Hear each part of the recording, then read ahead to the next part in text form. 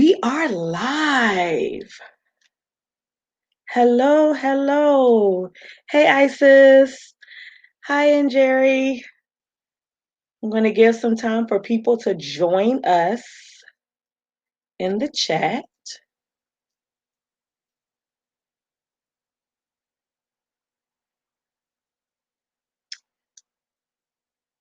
So if you are here, just say a hey.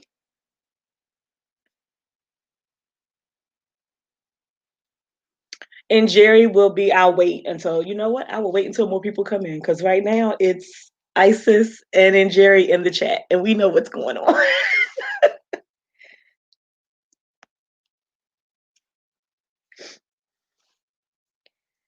And I am going to share.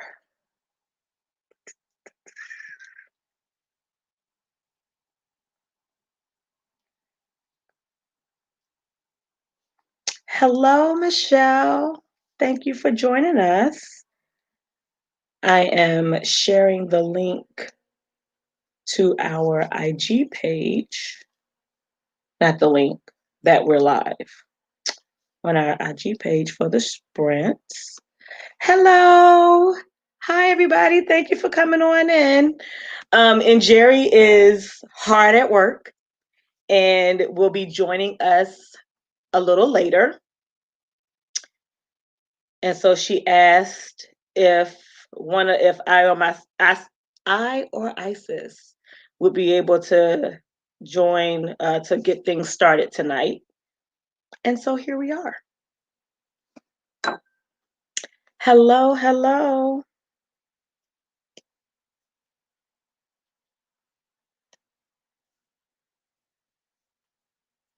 I'm gonna give a few more people, give people a few more minutes to jump in. While you are in the chat, please let me know at what point you are in the book right now. Don't give us details, but share what chapter you are on, since we're all reading different. Some of us have the bind up and some of us have the standalone. So let us know what chapter. Let me know. I keep saying us because I know Njeri and Isis are in the chat and listening. So let us know where you are at this point in your reading journey through Mind of My Mind and how you are enjoying it. What feelings are you having right now? Hello, Stacy and Emma Ray and Regina and Jenny, chapter 8. Okay, yay. I'm excited about that because that means that you all are ahead of me on my reread. So I don't have to be that scared about divulging too much information. So that is great. In the middle of chapter 9, feeling overwhelmed. You are not the only one. Someone shared on chapter 4, and that's okay too. I'm on chapter 6, so we are all in the same in this, together. There's no, we have until the end of the month. Hello, Monique. Someone posted on in their Instagram that they were on chapter 9 and had some feelings. So I do understand. I don't remember expressly what happened in chapter 9 until I get there. I'm not even, Audrey, I'm not ignoring you, but I'm not even answering that question because I'm Black. So that's pretty much the answer to that. Part 2, chapter 7. Okay. All right, awesome. I am so glad that so many of you are making your way through it. And another question, are you all reading this throughout the week? I know some of you are. Like, I have not picked up. I figured that's what you meant, Geraldine. I got you. I have not read this during the week. I'm reading another book as well. So question, are some of you only reading while we're doing the sprints, or are you also reading during the week? Yay, nay, or both? Chapter 5. Yay, we are making our way through and we are making it through together. I love this. And this is also the beauty of the slow read because you get the opportunity to read at your own pace and not feel rushed. So I hope you all are enjoying that and feeling that as well. So as I said, I am in, I believe, like I just started chapter 6 when we stopped Saturday. No, Friday, because I read another book Saturday. Okay, that's okay, Emma Ray. Regina, you're finished. Yes. Awesome. Awesome. Didn't get a chance to read during the week, listening to A Promised Land. Who is A Promised Land by? Um, only reading during the sprints. Okay, great. Great. Great. Reading during the week in sprints. Okay, cool. Hello, Doc. Wait. Hi, Dr. Van Poon. How are you? Awesome. And okay, I just reread your comment, Maria. You're only trying to read during the sprints. Okay. Okay. Yeah, these will be every Friday. Oh, thank you, Audrey. My brain is working. I promise. But the sprints will be every Friday and Saturday, I believe, until the live show, which is at 1 o'clock EST on the 31st. Okay. So, hello. Hi, Caleb. And actually reading the book now. That works. Hi, Esther. All right, we are going to go ahead and get started with the sprint now. I am not the tech wizard that Njeri has become. Therefore, I do not have a special timer that I will be pulling up. I have Siri. So we're going to say, hey, Siri. And really, he's going to act like he doesn't know I'm talking to him today, right now. That's okay. I will scroll to 15 minutes. And we're going to read for 15 minutes and then we will have a discussion after that. Actually, you know what? I'm going to change it up because Njeri always comes with these great questions that my brain doesn't make. So we're going to do 20 minutes for our first sprint. And either my brain will have a question or Njeri will be here to ask one. All right, so we're going to start with 20 minutes starting now. Happy reading.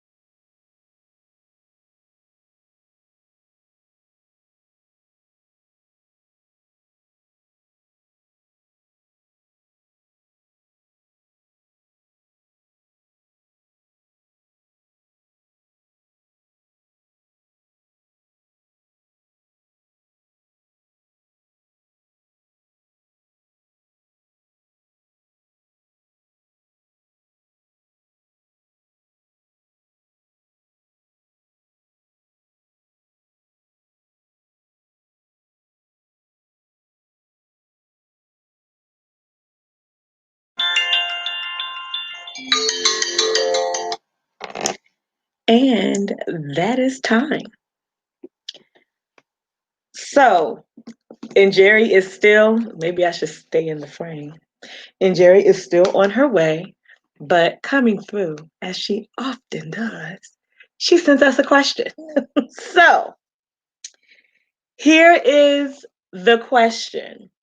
If you could replace your least favorite character with a character from any other Octavia Butler book, who would it be and why? Like, this is a huge question. If you could replace your least favorite character with the character from any other Octavia book, who would it be and why? And I'm going to put the question in the chat. I just had to make sure I was unmuted.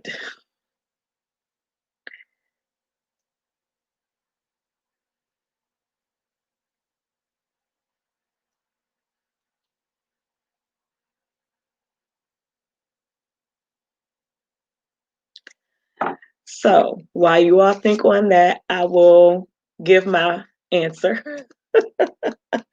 um, I'm going to make it simple and keep it within the same series, but I would replace Jesse with Steven.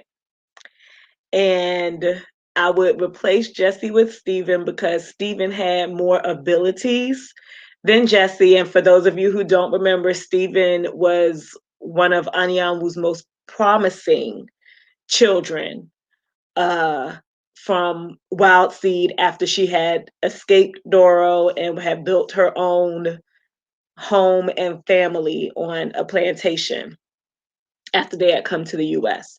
So I would replace Jesse with Steven. Steven had more abilities than Jesse, and he was kinder than Jesse. He did not use his abilities to be a jerk. He was very kind and he was very patient. Yeah, and that's if your least favorite character isn't Doro. Doro is a given. And if you want to replace Doro with another character from an Octavia E. Butler book, who would that be? They would still have the work of Doro to do. So who would that be? Who do you think from another book, Caleb, could fulfill the role of Doro but not be Doro? Replace Doro. Okay, Christina, I would replace Doro with Dana because I hate Doro. And I would love to see a conversation between Dana and Anyanwu. Okay, that's a good question. And see, my mind is moving because now my mind is like, if Dana lived for 4,000 years and Dana was attempting to do the things that Doro is doing with making her own race, whereas often not always,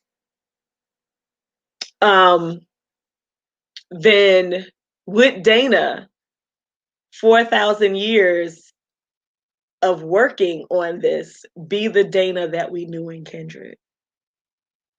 That is a good answer, but that's where my mind takes it. Would it be the same Dana?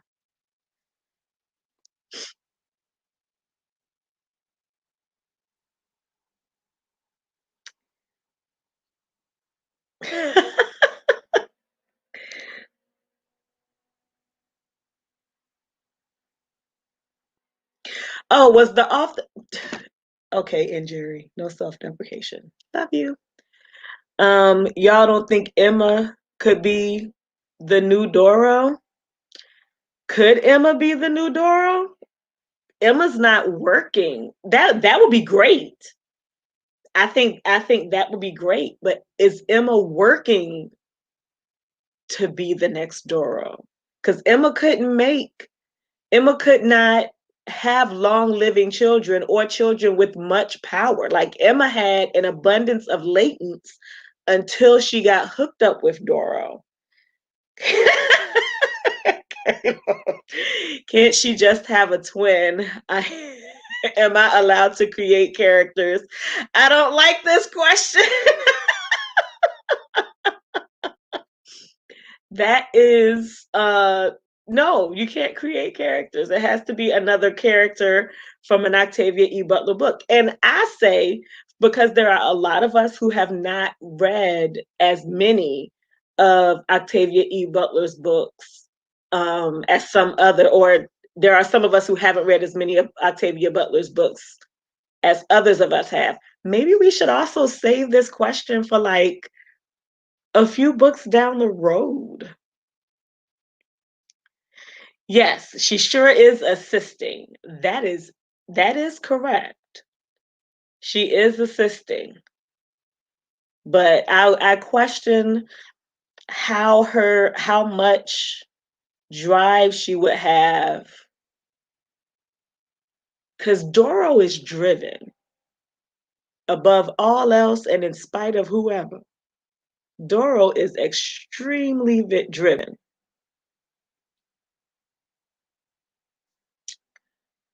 That is a very good, that's a good think piece. Could Emma be the new Doro?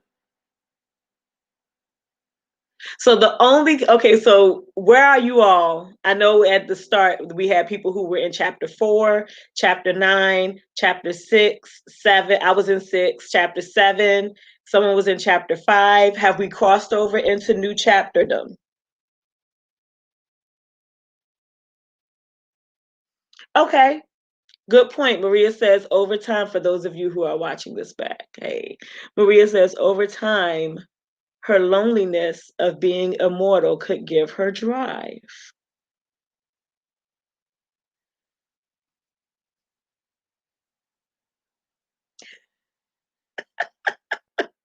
We should ask this question again. I love this question. Yeah, I think we're going to hold on to that for later on. I think we might have to make a list of characters and think about this as we're reading like more into the slow read. Make a list of the characters that you loathe, and not like the main characters, because what we find out when we start this is that Doro is the focus of this series. So in that light, I took Doro out of it because he's the main character. Great, awesome. Could Rufus be? Heck no, not for me. Excuse me. Sorry, my response to that was real. Let me finish reading Kata's question. Could Rufus be the new Doro? He was weak, and I feel like Anyanwu and Wild Seed would have killed him. I don't know that Anyanwu and Wild Seed would have killed Rufus, because Rufus was weak as Rufus and Kindred, not Rufus 3,000 some years old. But Rufus as a apps, no, no, no, no, no. Also, if Rufus were Doro, then Rufus's origin would not be African parents. And I think that is important as we go along in this story, even though Doro uh, does not, or says that he doesn't associate, I'm saying this like he's a real person. He doesn't associate himself with a specific race. I do believe that his start as an African with African parents makes a difference. But yeah, I did not mean to respond to that so hard so quickly. So let's see. Wow, there are 22 people who are here just listening to me talk to y'all. What's up, in Njeri stead? So yeah, I will make note of this question in my list of things that I am thinking about. And then I think we should all look at making a list of characters side characters, that we can't stand as we go through, because there are, as if we haven't learned anything from these 3 books, Kindred, Wild Seed, and Mind of My Mind, Octavia Butler is really good at making characters that we won't like. So I'm pretty sure that there will be more. So what we're going to do now I'm going to turn it around. We're going to do a 15-minute sprint this time. Maybe be seeing Njeri's beautiful face at the end of this sprint. So we're going to go ahead. I'm not even talking to Siri no more. He ignored me once. He doesn't get the chance to ignore me again. But 15 minutes starts now.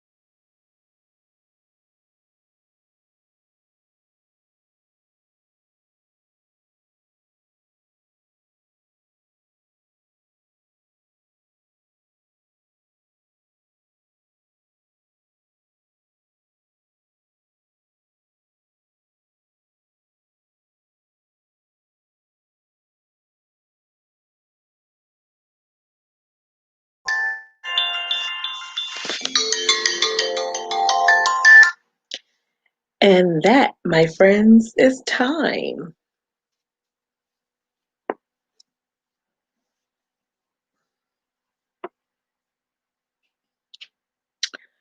So, I think Njeri has her laptop on mute, or she's finishing her sentence paragraph.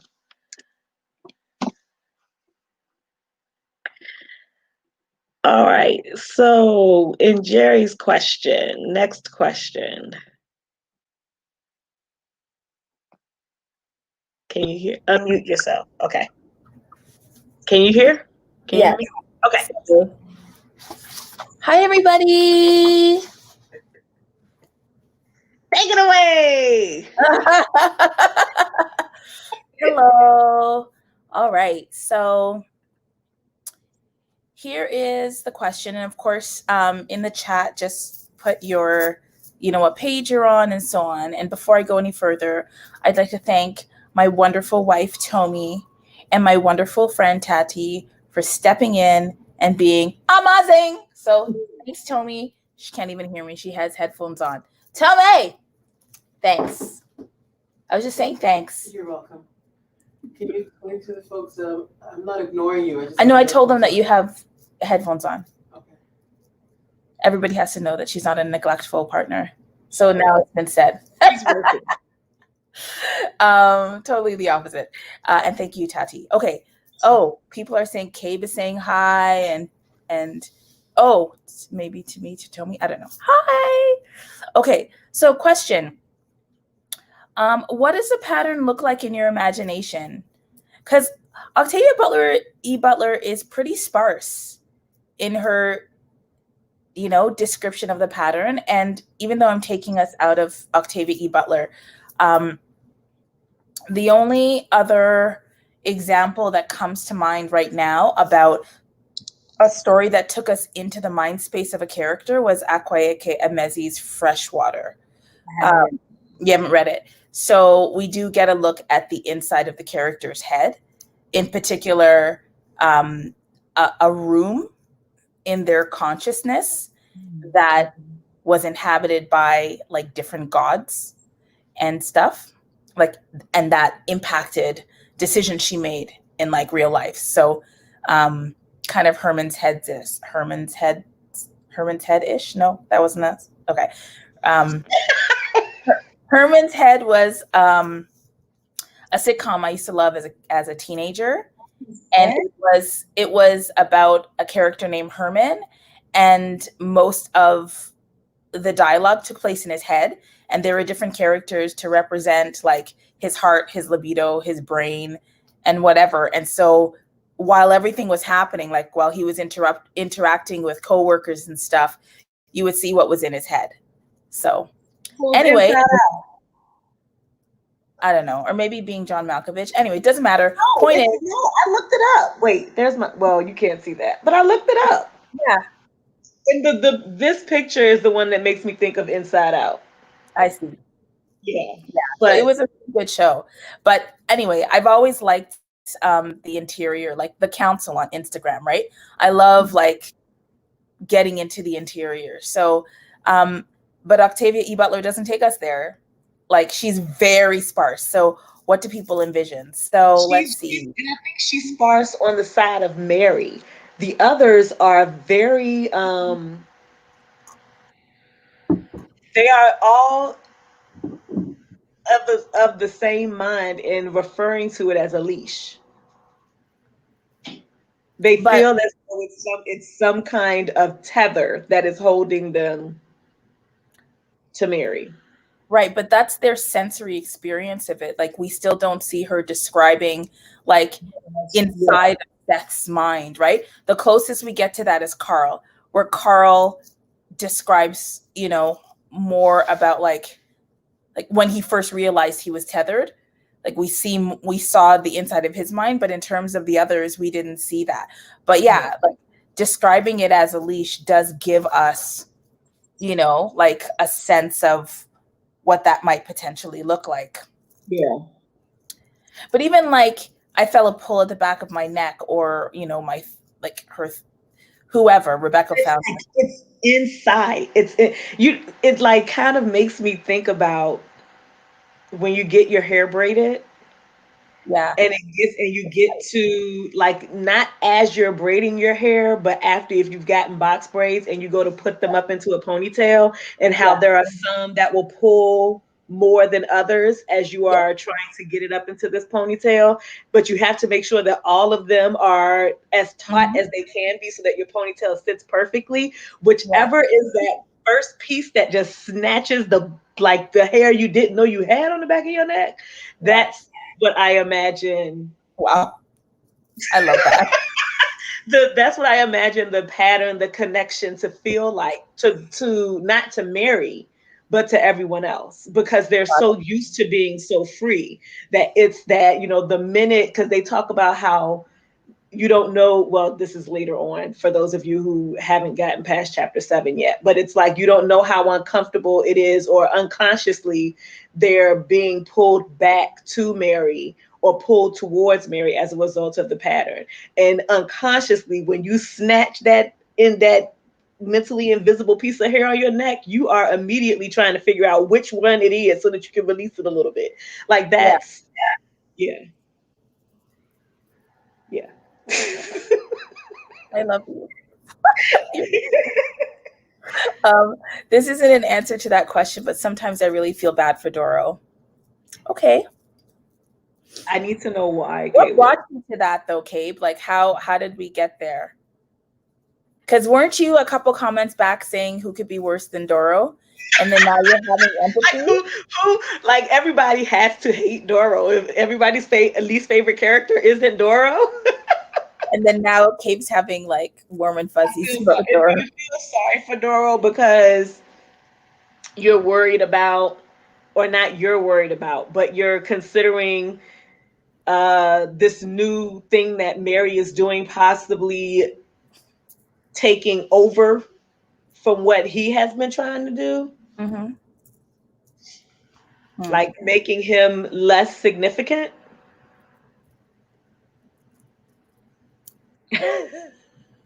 I imagined it like a grayish vortex thing, but this is an interesting question. What do other people imagine? A grayish vortex thing. So in my mind, that's like a tornado instead of going from sky to ground, or like a water spout. Instead of going from sky to ocean, it goes out. And it's sucking in a pulling.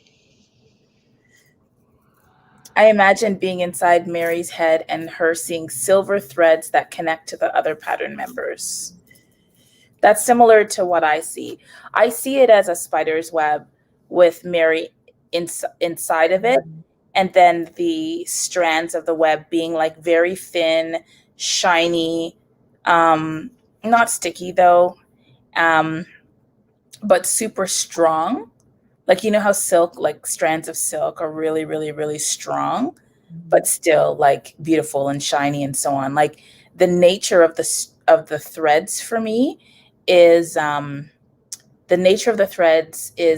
soft, even though what it's doing to them feels offensive and oppressive.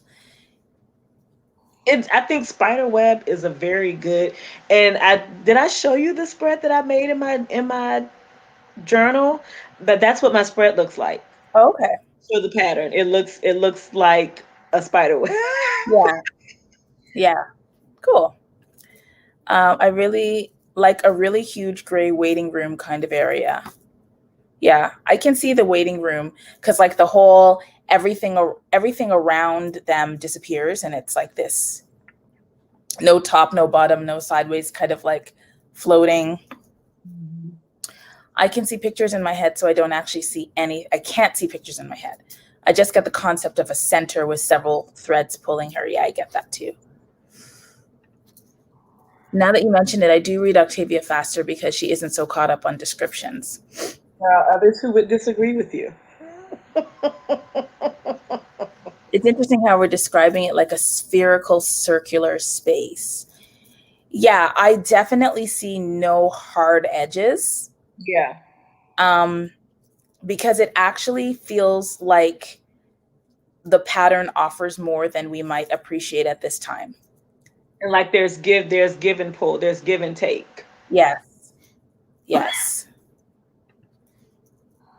No. Hi.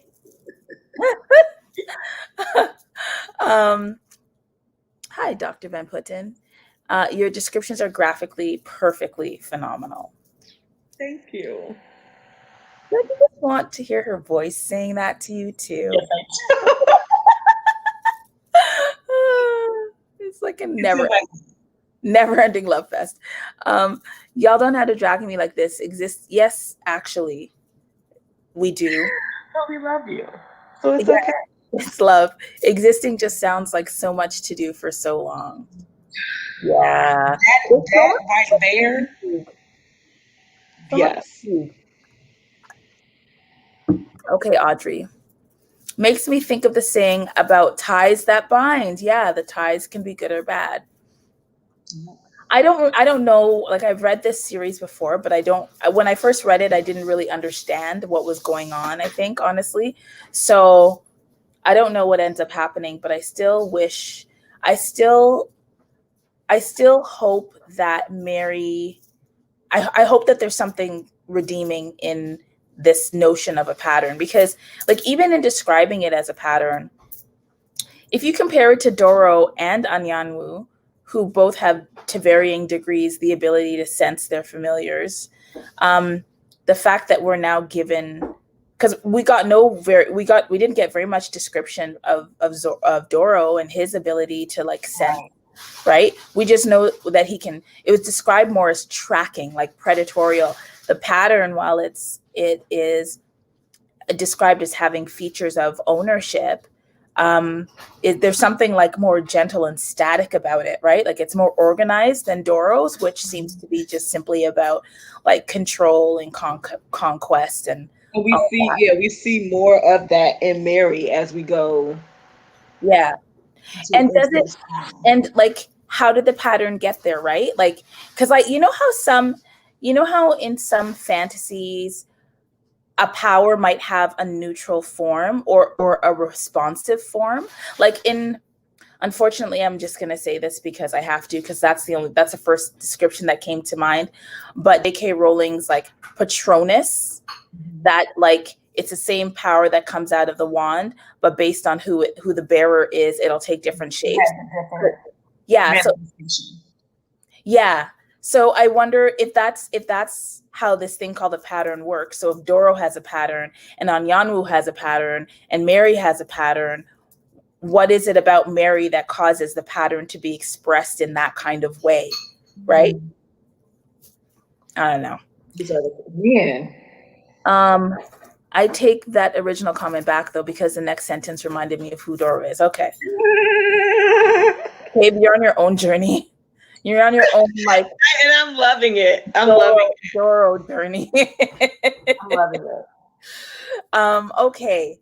So, all right. So do you think we should do another, where are we? How long? We did a 20-minute and a 15. Oh, I see. Okay. Thank you for that. So how about, are we feeling like 30 is good? Yeah.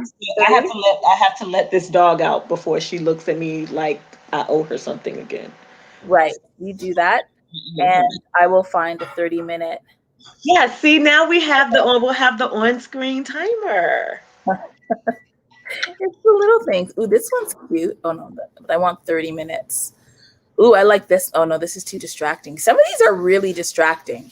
I don't understand how. Oh, I like this one. You need like lo-fi timers, like how you have the lo-fi music station music channels.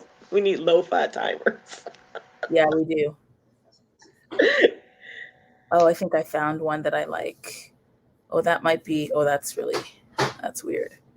Okay, this is cute. Good enough. Okay, here we go. Ooh, that's 25 minutes. That's too much. 30. That's okay. It's a bit busy, but I think it's cute. Turn it down and share screen.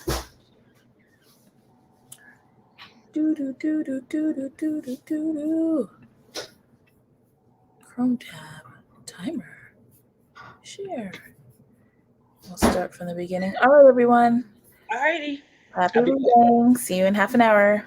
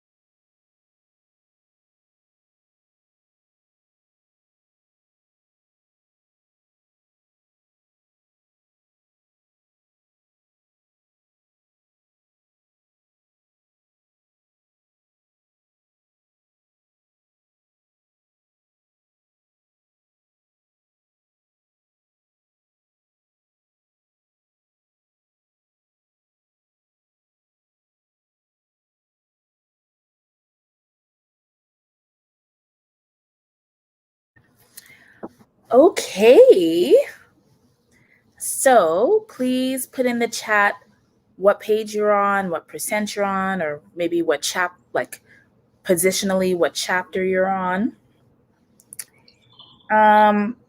And we're going to flip this a little bit. What I'd like you to do is enter a question into the chat. Any question arising from what you've read in this last sprint. And it could be a question about the book. It could be an existential question. It just needs to be somehow tethered to what you've read.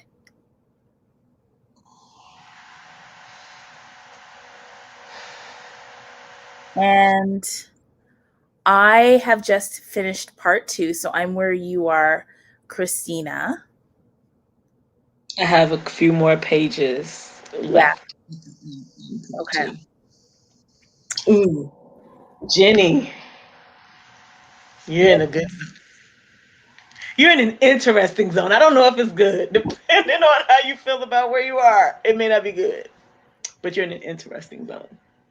So since I'm finished part 2, because I want to keep on reading. I don't want to finish the book until the day before. So I'm gonna stop reading until the day before? Yeah, because we have 2 more sessions. So next Friday we have a session, next Saturday we have a session, and then the live show is next Sunday.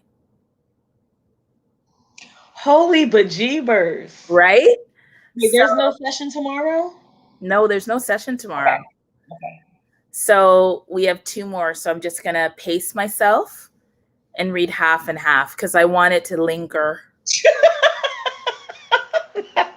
I want it to marinate. I want it to linger. I need to write out things. Yeah. So what's your question? What are your questions? Do you have a question, Tatiana?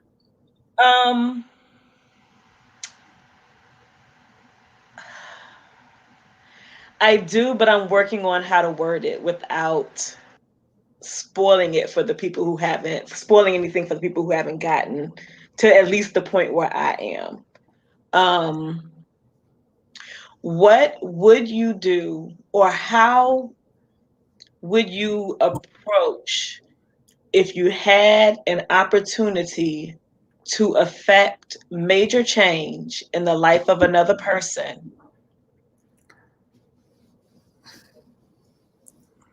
How would you approach that without necessarily asking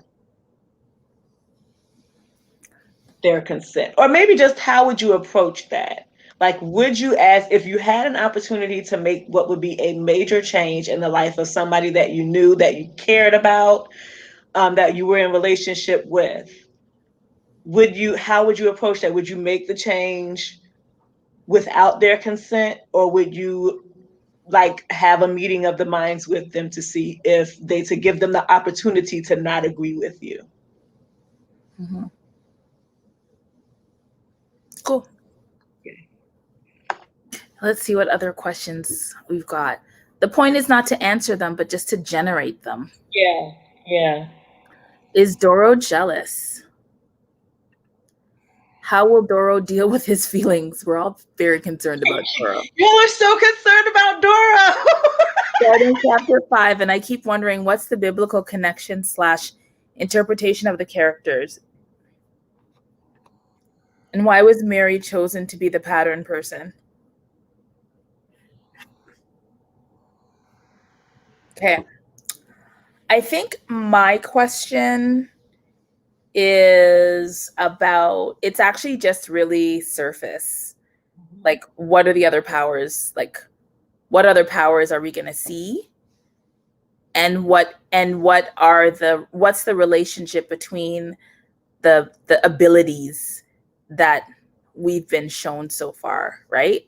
Mm-hmm. Like, we've got telepathy, and we have a lot others. Like, even in Wild Seed, we saw ability to heal others. Yeah.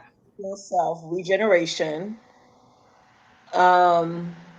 We saw shape-shifting, Shape-shifting. Now, flight. do you include mind control and telepathy? No, I don't. I see them as different. I think Okay. yeah. And then what was the one Lael or whatever, the manipulation of the emotions, like and in the ability to He was create able to hallucination. plant, yeah, he was able to plant thoughts. And what is that? Is that did you say sublimation? No. Subplant, what, there's a word for that. Okay. There's a word for that. Siri and I will have a conversation later. Okay. What else? Bye, introverted Black girl. Enjoy walking your dog. Hey. I think Cabe is saying that sublimation is different from what's happening. I don't know. Yeah, what Leo could do. Yeah, I don't know what Lael, but Lael, yeah. And there's like the ability to fly because Isaiah could fly.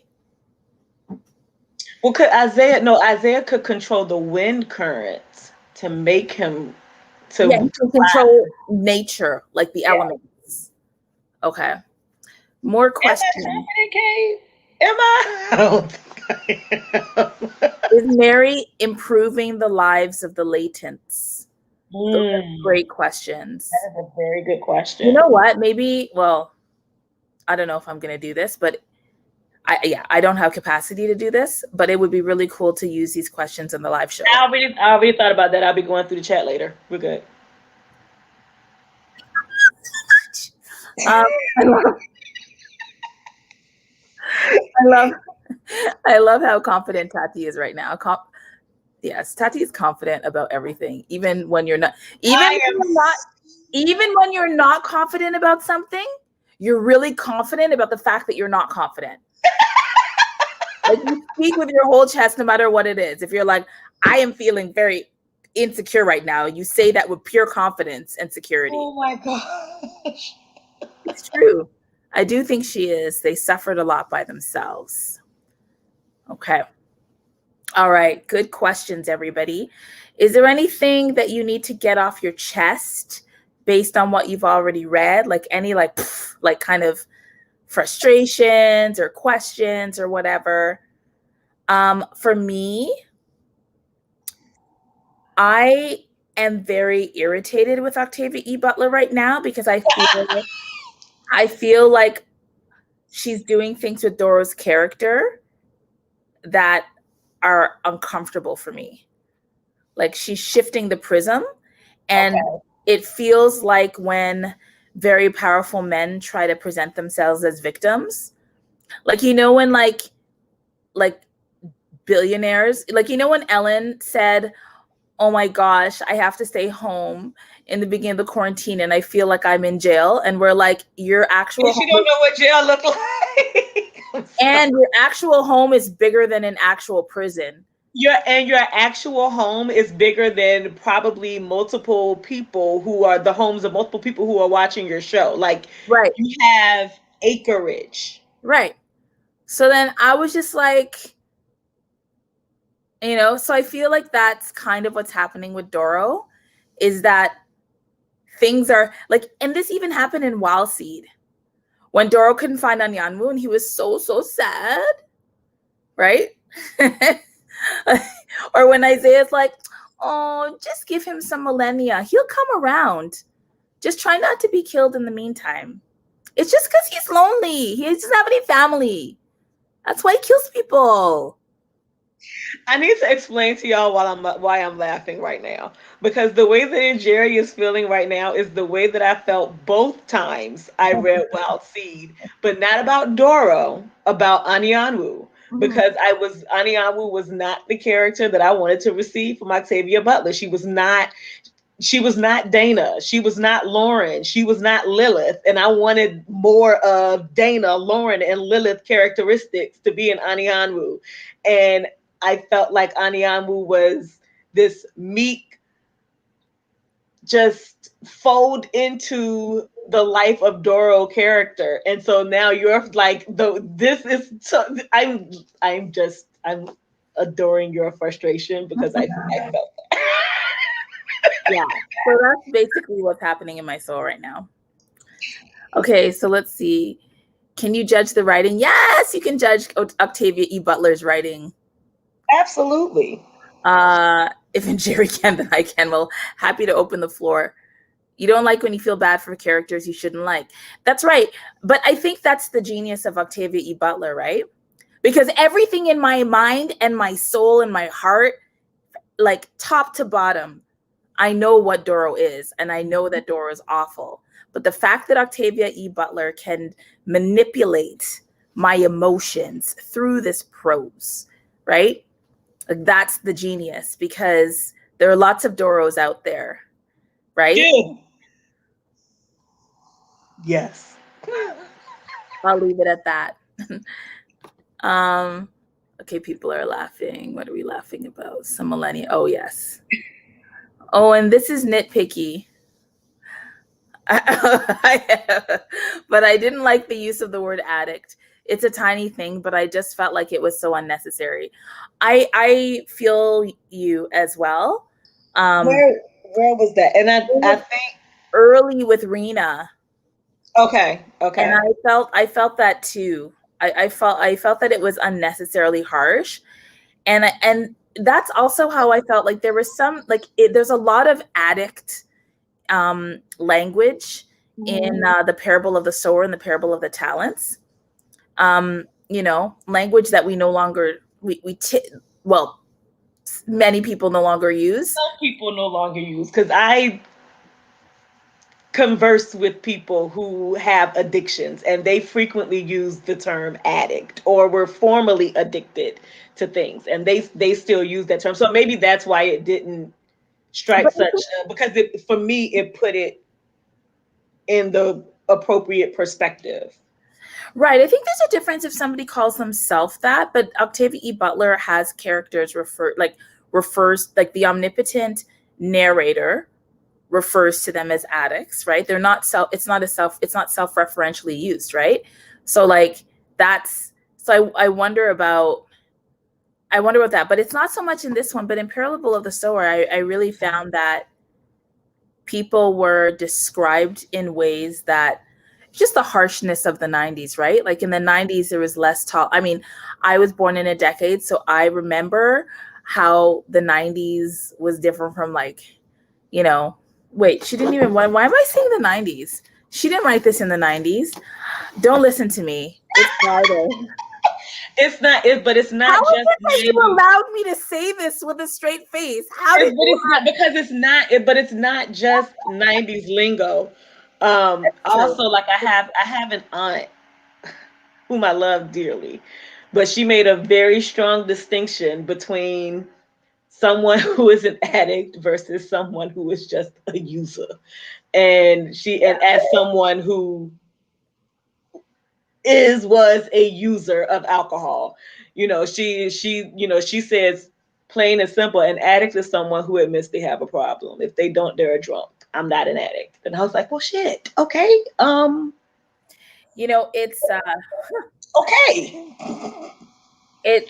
I think that the what the years have done for this text is that we now are very comfortable with the notion of disability. We're comfortable with the understanding of how trauma can be relieved by addiction in ways, and how from a harm reduction perspective, for some people it's not realistic that they'll no longer use. And so really the goal is to figure out the healthiest way to deal with that, with the addiction and so on, right? Yeah. And it's one of the things, as we continue to read Octavia Butler and as society develops but the books stay where they are, it casts them in a very different kind of light. And sometimes I wonder, I find it interesting that some people are comfortable with that change and some people are not, right? Like some people are like, yeah, this was written back in a time when these kinds of things were appropriate. Like the violence against women that we see in this book. Yeah, but it still wasn't like Doro kicking, I can't say who, but because people haven't gotten there yet, but Doro literally spending a day kicking a female character's ass. That was not, that even back then, that wasn't acceptable. But what about, yeah.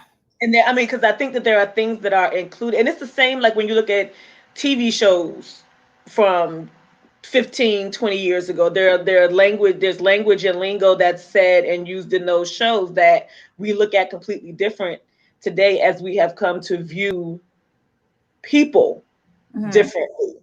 But I also think that there are some things that are like, there are some authors that I just won't read. There are some white authors that I just won't read because they use the N word too much and blame it on, well, this book is written during that time, but you didn't write that book during that time, so you made a choice. Exactly. But I think with some of these books, when they are written during this time frame, like this book was written in the time frame that it's set in, that it's done to draw attention to it and draw attention to the wrongness of it. Like there are things that Doro says and does there are things that that other characters say and do to each other, say to each other about another character that are provocatively wrong. And I think it's done on purpose. Yeah. And I think it's done to spark conversation. Did Octavia know that 30 years after she wrote a book, people would be having a whole ass conversation about it and about the things that are thought-provoking and, having full-on discussions about this? No. At least not that she wouldn't have been a part of, because she would have still been. Yeah, for sure. Well, it's a good point. No, I appreciate the comment, Caleb. And okay, so let's see.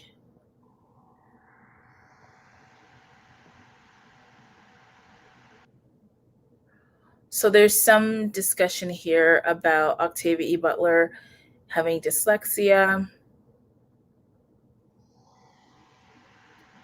She actually does talk about, well, her friends talk about her being a hermit. Mm-hmm. And I haven't heard them say that she was a hermit because she struggled with dyslexia. I heard them talk about that in terms of its impact on her writing. But I think she did feel different from others. And she was. All of us who think differently feel different from others? Pardon? Don't all of us who think differently feel different from others in some way? Maybe not alienated from others, but definitely different in some way. The theme, yeah, for sure. I think so. And yeah, I think so. Yeah, the point about loneliness and disconnection is so real.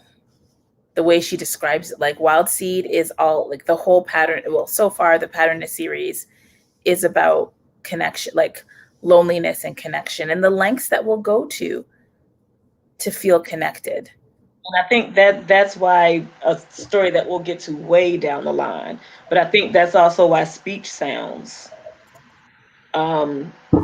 so affecting, powerful for me. Mm-hmm. Because of that feeling of alienation. Mm-hmm. And then what happens at the end, which I won't say because we're going to get to it, and it's great. Yeah. Yeah. I don't remember Never Caught. Yeah, I don't. So we're at the 2-hour mark. And I mean, I'm feeling, I did promise that we would use snow in the next sprint, but I'm also not sure that, maybe that feeling different in some way, Tati, is the essence of loneliness. Yeah.